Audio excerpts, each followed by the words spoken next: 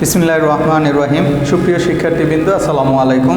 Banasree national ideal school কর্তৃক আয়োজিত BNIS home স্কুলে তোমাদেরকে স্বাগত জানাচ্ছি। আমি জাহিদুল ইসলাম মাসুদ, সহকারী শিক্ষক, জীববিজ্ঞান। আজকের দশম শ্রেণীর প্রথম অধ্যায়ের শ্রেণীবিন্যাসের ধাপ ও দ্বিপদ নামকরণ এই নিয়ে তোমাদের সাথে আলোচনা করব। তাহলে আমাদের আজকের আলোচ্য বিষয় হচ্ছে শ্রেণীবিন্যাসের ধাপগুলো আর হচ্ছে দ্বিপদ নামকরণ পদ্ধতি।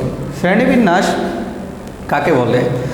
শ্রেণীবিন্যাসটা হচ্ছে জীবজগৎকে সহজে সুশৃঙ্খলভাবে জানার জন্য এদেরকে ধাপে ধাপে বিন্যস্ত করার যে পদ্ধতি, এই বিন্যস্ত করার পদ্ধতিটাকে কি বলা হয়? শ্রেণীবিন্যাস বলা হয়। তাহলে শ্রেণীবিন্যাসের ক্ষেত্রে প্রতিটি ধাপের ক্ষেত্রে, যেমন আমরা যদি কোনো জীবের শ্রেণীবিন্যাস করতে চাই তাহলে তাকে 7টা ধাপে তাকে কি করতে হবে? বিন্যস্ত করতে হবে। এই যে বিন্যস্ত করব আমরা, এই প্রত্যেকটা ধাপের কিছু স্বতন্ত্র বৈশিষ্ট্য আছে এবং এই ধাপের অন্তর্ভুক্ত কিছু জীব আছে। যেমন আমরা যদি কিংডমের কথা চিন্তা করি, এই রাজ্য যে কোনো একটা উদ্ভিদের রাজ্য হতে পারে, সেটা প্রাণীর রাজ্য হতে পারে।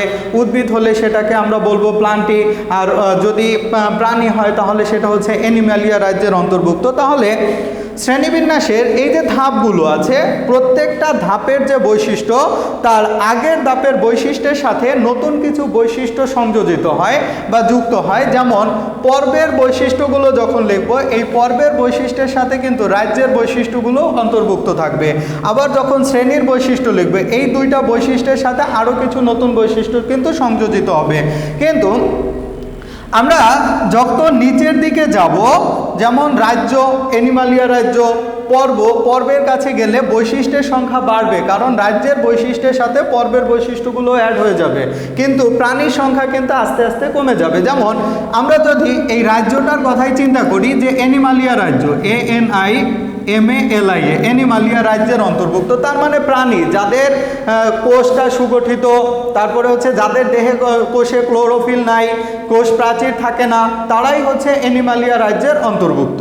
কিন্তু আমরা যখন পর্বের কাছে চলে আসব, মনে করো মানুষের পর্ব বা অন্য যে কোনো একটা প্রাণীর যদি পর্ব চিন্তা করি, যেমন করডাটা, DATA, করডাটা, তাহলে এই করডাটা পর্বের অন্তর্ভুক্ত জীবদের বৈশিষ্ট্য কি? এদের নটোকর্ড থাকবে, গলবিলীয় ফুলকা ছিদ্র থাকবে। তাহলে এই যে আগের বৈশিষ্ট্য, অ্যানিমালিয়ার বৈশিষ্ট্যের সাথে এই যে করডাটা পর্বের যে বৈশিষ্ট্যগুলো আছে, সেই বৈশিষ্ট্যটা কিন্তু অন্তর্ভুক্ত হয়ে যায়। এখন অ্যানিমালিয়া রাজ্যের অন্তর্ভুক্ত প্রাণী ছিল এই পৃথিবীতে যত প্রাণী আছে, সেটা মেরুদণ্ডী হোক অথবা অমেরুদণ্ডী হোক, সব প্রাণী হচ্ছে এই অ্যানিমালিয়া রাজ্যের অন্তর্ভুক্ত। কিন্তু যখন আমরা করডাটা বলবো, করডাটা হচ্ছে যাদের ক্ষেত্রে কি থাকবে? নটোকর্ড থাকবে, তারাই হচ্ছে করডাটা পর্বের অন্তর্ভুক্ত। তার মানে অমেরুদণ্ডী প্রাণীগুলো কিন্তু এখানে আর থাকবে না। প্রাণীর সংখ্যা কি হলো? এখানে কমে গেল, কিন্তু বৈশিষ্ট্য, এই বৈশিষ্ট্যের সাথে করডাটা পর্বের বৈশিষ্ট্যগুলো কিন্তু অ্যাড হয়ে গেছে। তার মানে আমরা যতই নিচের দিকে যেতে থাকব, বৈশিষ্ট্যের সংখ্যা আস্তে আস্তে বাড়তে থাকবে, কারণ প্রত্যেকটা যে ধাপ আছে, এই ধাপের সাথে এই ধাপের বৈশিষ্ট্যগুলো অ্যাড হয়ে যাবে। যত নিচে যেতে থাকবো ততই বৈশিষ্ট্য অ্যাড হবে, কিন্তু প্রাণীর সংখ্যা আস্তে আস্তে কমতে থাকে। তার মানে যত উপরের ধাপ প্রাণীর সংখ্যা তত বেশি, যত নিচের ধাপ প্রাণীর সংখ্যা তত কম। যত উপরের ধাপ বৈশিষ্ট্যের সংখ্যা কম, যত নিচের দিকে যেতে থাকবো বৈশিষ্ট্যের সংখ্যা কিন্তু তত বেশি। তাহলে কোনো একটা জীবকে প্রজাতি পর্যন্ত যদি আমরা বিন্যস্ত করতে চাই, তাহলে আন্তর্জাতিক কোড চিহ্নিত ধাপ আছে কয়টা? 7টা। রাজ্য, পর্ব, শ্রেণী, বর্গ, গোত্র, গণ, প্রজাতি, কিংডম, ফাইলাম, জেনা, ক্লাস, অর্ডার, ফ্যামিলি, জেনাস, আর হচ্ছে স্পেসিস। এই উপরের ধাপটা যদি একটা সেট হয়, তাহলে তার নিচের ধাপটা হচ্ছে একটা উপসেট। উপরের ধাপ সেট হলে নিচের ধাপগুলো হচ্ছে একটা উপসেট। যেমন রাজ্যের উপসেট হচ্ছে পর্ব, পর্বের উপসেট শ্রেণী, শ্রেণীর উপসেট বর্গ, বর্গের উপসেট গোত্র। এরকমের ভাবে শ্রেণীবিন্যাসের যে পদ্ধতি, এটাকে নেস্টেড হায়ারার্কি বলা হয়ে থাকে। তাহলে 1 মার্কসের প্রশ্ন হিসেবে এটা আমাদের আসে পরীক্ষায় যে নেস্টেড হায়ারার্কি কি। তো আমরা কি করি যে পুনরাবৃত্তি এড়ানোর জন্য যে রাজ্যের যে বৈশিষ্ট্যগুলো আছে সেটা পর্বের মধ্যে আমরা লিখি না, পর্বের যে বৈশিষ্ট্যগুলো আছে সেই বৈশিষ্ট্যগুলোকে শ্রেণীর ভিতরে আমরা লিখি না। তাহলে এই রকমের ভাবেই কিন্তু আমরা ক্লাসিফিকেশনটা করে থাকি। তা না হলে অনেক বৈশিষ্ট্য প্রত্যেকটার ক্ষেত্রে আমাদেরকে লিখতে হবে। এই বৈশিষ্ট্যগুলো যদি এখানে লিখতে হয় তাহলে আমাদের কি করতে হবে, অনেক বেশি পরিশ্রম করতে হবে, অনেক বেশি সময়, তারপরে হচ্ছে অনেক জায়গার প্রয়োজন হয়। এই জন্যে কিংডমের বৈশিষ্ট্য শুধু কিংডমের ভিতরেই লেখি। ওইটা হচ্ছে আমরা জানবো যে কিংডমের বৈশিষ্ট্যগুলো কার মধ্যে আছে, ফাইলামের মধ্যে আছে। ফাইলামের বৈশিষ্ট্যগুলো কার মধ্যে আছে, ক্লাসের মধ্যে আছে।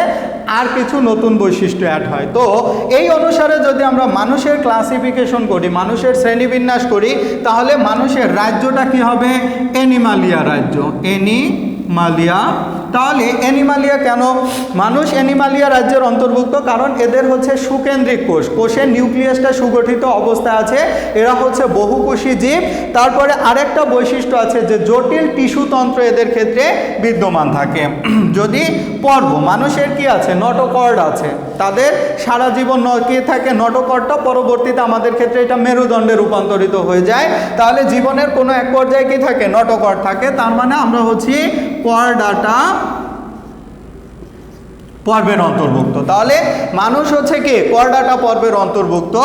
এরপরে মানুষ যখন সন্তান হয়, সন্তানকে বুকের দুধ পান করায়, আর সমগ্র শরীরে মানুষও অন্যান্য যে কোনো প্রাণী যারা আছে, তাহলে দেখো এই কর্ডাটা পর্বের অন্তর্ভুক্ত এই পৃথিবীতে যত প্রাণী আছে, যে সেটা হতে পারে ব্যাঙ, হতে পারে মাছ, হতে পারে সব কিছুই, যাদের নটোকর্ড থাকে তারাই হচ্ছে কর্ডাটা পর্বের অন্তর্ভুক্ত। কিন্তু এরপরে যদি আমরা দেখি class Mammalia, MAMMALIA, Mammalia. Mammalia কারা, যারা সন্তানকে বুকের দুধ পান করায় তারাই হচ্ছে ম্যামালিয়া শ্রেণীর অন্তর্ভুক্ত, এবং যাদের শরীরে লোম আর কি আছে, চুল থাকে, লোম অথবা কি থাকে, চুল থাকে, তারা হচ্ছে ম্যামালিয়া শ্রেণীর অন্তর্ভুক্ত। তাহলে মানুষ তার সন্তানকে বুকের দুধ পান করায়, এজন্য মানুষ হচ্ছে ম্যামালিয়া শ্রেণীর অন্তর্ভুক্ত। এরপরে হচ্ছে অর্ডার হচ্ছে প্রাইমেট, PRIMATE, প্রাইমেট বর্গের। কেন, কারণ আঁকড়ে ধরার উপযোগী কি আছে, হাত আছে। তাহলে যাদের আঁকড়ে ধরার উপযোগী হাত আছে এবং ঘ্রাণ অপেক্ষা যাদের দৃষ্টিশক্তি প্রখর, তারা হচ্ছে এই প্রাইমেট বর্গের অন্তর্ভুক্ত। তাহলে আমাদেরও আঁকড়ে ধরার উপযোগী হাত আছে, তাহলে আমরাও হচ্ছি এই প্রাইমেট বর্গের অন্তর্ভুক্ত। এরপরে হচ্ছে ফ্যামিলি, ফ্যামিলি হচ্ছে হোমিনিডি, HOMINIDAE, হোমিনিডি। হোমিনিডি হচ্ছে গোত্র, শিম্পাঞ্জি, গরিলা, বানর, এদের সাথে এদের সাদৃশ্য আছে। এরপরে হচ্ছে গণ, গণ হচ্ছে হোমো, HOMO, হোমো গণের অন্তর্ভুক্ত। কেন হোমোগণের, কারণ হচ্ছে মস্তিষ্ক বড়, আমাদের দেহের অনুপাতে মস্তিষ্কটা আকারে বড়, অন্যান্য প্রাণীর তুলনায় মানুষের মস্তিষ্কটা আকারে অনেক বড় হয়ে থাকে তুলনামূলকভাবে। তারপরে হচ্ছে এদের দুই পায়ে, আমরা সোজা হয়ে দুই পায়ের উপরে দাঁড়াতে পারি, এজন্য আমরা হচ্ছে হোমো গণের অন্তর্ভুক্ত। এরপরে প্রজাতি হচ্ছে হোমো সেপিয়েন্স, হোমোসেপিয়েন্স। এটা হোমোসেপিয়েন্স কেন, চওড়া খাড়া কপাল আমাদের আছে, তারপরে হচ্ছে খুলির হাড়, অন্যান্য যে প্রজাতির গণগুলো গণের অন্তর্ভুক্ত, যেমন আমাদের আগে যাদেরকে বিবর্তনের ধারায় চিন্তা করা হয় যে হোমো ইরেক্টাস, হোমো হেবিলিস, তারপরে আমাদের রিসেন্ট যে পূর্বপুরুষ যারা ছিল তাদেরকে হোমো সেপিয়েন্স বলা হয়। তাদের তুলনায় আমাদের খুলির হাড়টা কি পাতলা, এবং তাদের তুলনায় আমাদের মস্তিষ্কটা আকারে বড়, এজন্য আমরা কোন প্রজাতির অন্তর্ভুক্ত, হোমো সেপিয়েন্সের অন্তর্ভুক্ত। এখানে এসটা কিন্তু ছোট হাতের হবে, এস, হোমো সেপিয়েন্স। তাহলে মানুষের রাজ্যটা কি, অ্যানিমালিয়া, পর্ব কর্ডাটা, শ্রেণী হচ্ছে ম্যামালিয়া, বর্গ হচ্ছে প্রাইমেট বর্গের, গোত্র হোমিনিডি, গণ হচ্ছে হোমো, আর প্রজাতি হচ্ছে হোমো সেপিয়েন্স। এই বৈজ্ঞানিক নাম লিখতে হলে এখানে গণ এবং প্রজাতির নামের নিচে কিন্তু আলাদা আলাদাভাবে দাগ দিতে হবে। আমরা যদি পরীক্ষায় আসে যখন আমরা লিখবো, এই দুটোর নিচে কিন্তু আমরা দাগ দেব না, এটা তোমাদেরকে বোঝানোর জন্য দাগ দেওয়া হয়েছিল, এখানে দাগ দেব না, কিন্তু এই হোমোর নিচে দাগ দিতে হবে, আর হোমো সেপিয়েন্সের নিচে কিন্তু আমরা আলাদা আলাদাভাবে দাগ দিয়ে দেব। এরপরে আমাদের দ্বিপদ নামকরণ, দ্বিপদ নামকরণ কাকে বলে? যেমন মানুষের বৈজ্ঞানিক নামটাই যদি আমরা চিন্তা করি যে হোমো সেপিয়েন্স, এখানে হোমো নামটা হচ্ছে গণনাম আর সেপিয়েন্স এই দুইটা নাম একত্রে মিলিত হয়ে কি হয়েছে একটা দুই পদ বিশিষ্ট নাম। তাহলে দুই পদ বিশিষ্ট বৈজ্ঞানিক নামকরণকেই কি বলা হয়? দ্বিপদ নামকরণ বলা হয়। যেমন সোলানাম টাবারোসাম, সোলানাম TUBEROSUM, সোলানাম টাবারোসাম, এটা হচ্ছে গোল আলুর বৈজ্ঞানিক নাম। তাহলে এখানে সোলানামটা হচ্ছে গণ, এটা হচ্ছে প্রজাতি। তাহলে এই দুইটা অংশ মিলেই কি হয়েছে আলুর বৈজ্ঞানিক নাম। তাহলে এরকমের দুই পদ বিশিষ্ট নামকরণকে কি বলা হয়? দ্বিপদ নামকরণ। এখন উদ্ভিদ এবং প্রাণীর নামকরণের ক্ষেত্রে কতগুলো রীতিনীতি অনুসরণ করতে হয় বা আন্তর্জাতিক কোড চিহ্নিত কতগুলো নিয়ম নীতি অনুসরণ করেই হচ্ছে এই বৈজ্ঞানিক নামকরণটা করতে হয়। আর এই নামকরণের নীতিমালাটা যারা নির্ধারণ করে তারা হচ্ছে ICBN,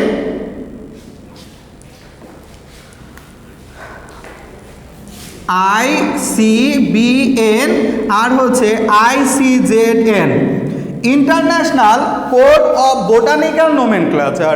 এরা হচ্ছে উদ্ভিদের নামকরণের ক্ষেত্রে এরা স্বীকৃতি প্রদান করে থাকে বা কোড হচ্ছে কিন্তু লিখিত দলিল পুস্তক, যেখানে কত নিয়ম নীতিগুলো পুস্তক আকারে প্রকাশিত অবস্থায় থাকে। তাহলে ICBN, international code of botanical nomenclature, উদ্ভিদের নামকরণের ক্ষেত্রে আন্তর্জাতিক যে নীতি নিয়মালাগুলো আছে সেটা হচ্ছে ICBN।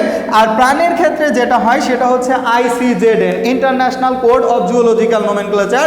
এরা কি করে? প্রাণীর নামকরণের রীতিনীতিগুলো এরা কি করে? ঠিক করে দেয়, নামকরণটা ঠিক আছে কিনা বা নামকরণের স্বীকৃতি, এগুলো কিন্তু এই ICBN উদ্ভিদের ক্ষেত্রে এবং ICZN হচ্ছে প্রাণীর ক্ষেত্রে নির্ধারণ করে থাকে। ক্যারোলাস লিনিয়াস উনি সুইডিশ বিজ্ঞানী, 1753 সালে যখন স্পেসিস প্লান্টেরাম বইটা লিখছে, এই স্পেসিস প্লান্টেরাম বইয়ের ভিতরে সে সর্বপ্রথম এই দ্বিপদ নামকরণ পদ্ধতিটা প্রবর্তন করছে। এখন এই দ্বিপদ নামকরণ পদ্ধতি অনুসারে একটা জীবের বৈজ্ঞানিক নামকরণ যদি করতে হয় তাহলে নামকরণটাকে অবশ্যই ল্যাটিন ভাষায় বা ল্যাটিন ভাষার মতো করে উপস্থাপন করতে হবে। এক, দুই নাম্বার, যেমন আমরা এখানে বৈজ্ঞানিক নাম লিখছিলাম একটা, যেমন অন্য একটা বৈজ্ঞানিক নাম যদি লিখি লেবিও রোহিটা, ROHITA, রুই মাছের বৈজ্ঞানিক নাম, তাহলে এই লেবিও রোহিটা এটা হচ্ছে ল্যাটিন নাম।